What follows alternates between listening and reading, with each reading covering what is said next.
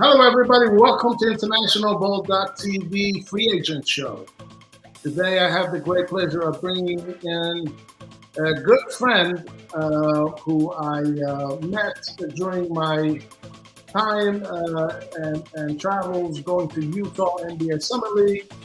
A combo guard, a dual passport combo guard who has been developing his skills and craft, starting from Alta High School in Utah, making his journey to play Division One, and then transferring to junior college, and then back to Division Two. Of course, this person is no other than Neema Namdar, the 6'2", 24-year-old combo guard. Hello, Nima. How are you? Good, Tom. Thanks for having me, man. My pleasure. My pleasure. I want to talk to you a little bit about your journey going back. When you started in college. So take us back, man. Take us back. What happened after going to high school and then moving to college? All right. So basically, I played my high school season. Senior year was over. It just finished up, and I was still unsigned. It was about April, and at the end of April, I had a few offers, a bunch of Division two schools, some JUCOs, and I really wanted to play Division one. And there was an elite camp that I got invited to in Southern Utah, about 3 hours away from my house. So I went and played, and it was me and about 10 other kids. So it was kind of like a tryout, I would say, but they called it like an elite camp. And I played well. So I went there and played against other top guys here in the state of Utah in high school, same age, all seniors. And I had a really I kid you not, I probably made every shot. I just had a great workout. And that's how I knew that, okay, they're going to say something. And then later the coach came up to me and told me he wanted me to go to the team and play for their team this year. So I ended up committing right away. As soon as he talked to me, it was about a day or two later that I just messaged him and said, yeah, I'm coming, because that was my Division One opportunity. So I went there, played for a year. We had a Texas Tech transfer, and then we had a transfer from Seattle U, and those guys played a lot of minutes. So I knew they were going to be there for a couple of years. So I decided to transfer to Juco for a better opportunity, to kind of get myself more out there and see where else I can go. And I ended up playing Juco in Utah as well, at Utah State Eastern. And I played for a Brazilian coach, Coach Vando, and Ray Jones. The assistant coach was Ray Jones. He was at Southern Utah as well before, so he kind of recruited me to go to that Juco over other Jucos. And I went there. I played. I had a good year. I was top 20 in three-pointers made and three-point percentage in the nation, Juco. So I earned a bunch of scholarships, a few smaller D1s, but my opportunity to go Division two in Hawaii seemed the best. I got recruited by a good coach over there, and he gave me an opportunity to play. I started both years, and it was great. It was a great experience for me to learn and continue to get better every year and every day. So I ended up finishing up at Hawaii Pacific. I played 2 seasons there. That's amazing. I mean, looking over your skill set here, I mean, you've been a combo guard. You've had the ability to shoot going back since high school. I mean, that's been one of those skill sets that you've had as a 2-1 guard. I mean, but later on, it seems that during your college career, you also learned how to become a position one player. Also, can you expand a little bit on that? Yeah, so basically, I'll tell you this, Tom. So ever since I was young, I was never the tallest guy, but I was also never the shortest guy. So I mean, now I'm only 6'2", so I played a lot of two growing up. So basically, on each team that I've been on, they've always said, okay, I know you can play the one, you're smart, you have a great feel for the game, but I'm gonna play you at the two because you can't miss. So a lot of teams played me off the ball growing up, and I mean, at that time, I thought it was great, but growing up now, a 6'2" two guard, not a lot of teams want that. But until they see me play, once they get to see me play and they actually see what I can do, bringing the ball up and running the one as well, it kind of adds a lot more value. So, so I grew up, I played a lot of two just because I was slotted into that two position to shoot more. The teams wanted me to score, but now being able to play more one, I was playing in a pro-am against high-level guys that play top league in Europe, top league in Asia, and I mean, I played the one almost the whole year, and I mean, it's been great. I averaged about 8 assists a game, so I'm showing that I can do that right now in my recent years of playing. My recent film, literally, the league just ended last week, so yeah, I like to play the one as well. So whatever the team needs me to do, I can do, and I'm comfortable playing both positions. Excellent, my friend. Of course, you have been very busy during the summer. I know that every summer I talk to, you have always been training. You're working on your craft, either doing, camps or skill work or working on your body. What do you do off season? If you can take us through. Yeah, so basically, I was playing professionally in Brazil last year. I got home in May this year, beginning of May, and honestly, I got in the gym. I have a guy, personal trainer, Alex Neff, that I go to do weights here in Utah, and we go about 4 times a week there.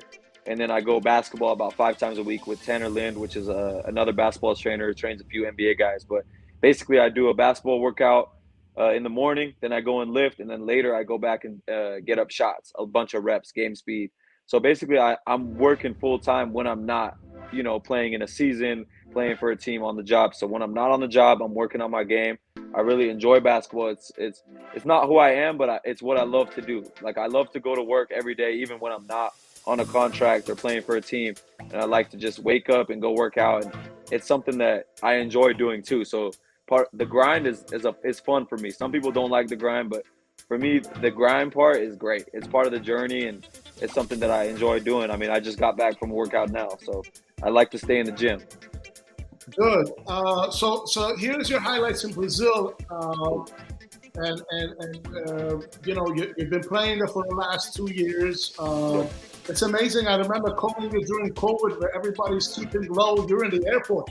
I'm like, wait, Yeah. what's going on, Nima? And then you were on the way to Brazil, but I see you doing work here. You're taking it to the hole. I see you, shooting it well.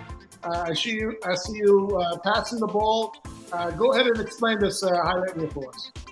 Yeah, no, I'll do that. So this is basically my journey after college, transitioning into pro was very tough because of COVID. So COVID hit, and there was just not a lot of leagues. The leagues were all shut down. It was 2020. That's when I graduated. So I'm talking to agents, talking to teams, and a lot of teams aren't having leagues. The teams that I talked to in Europe, I couldn't end up going to just because their league was canceled. So I waited just like everyone else, and I got an opportunity to go play professionally in Brazil.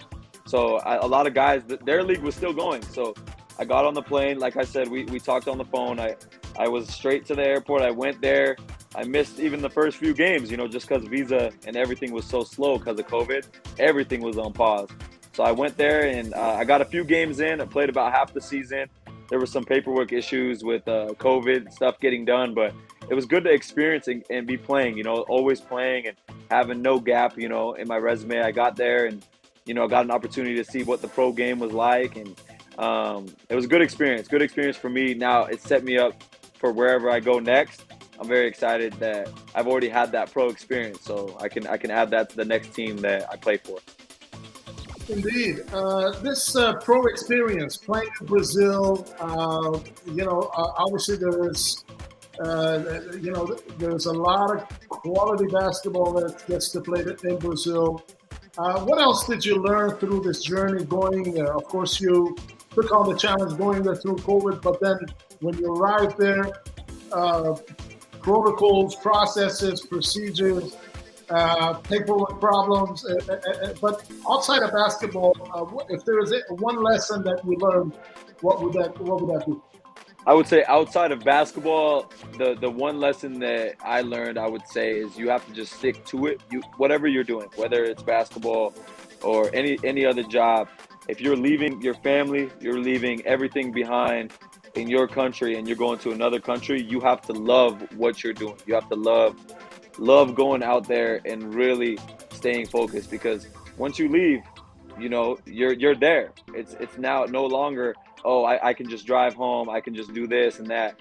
You're there in a different country, in a different culture, and you really have to embrace that. And that was great for me because I really enjoyed my time there on the court, and I mean off the court even more. I met some people that I wouldn't have met if I went to that country, and it's a great experience. I'm ready to keep going and make many more new experiences. So that's what I learned. You got to really love this thing to keep doing it.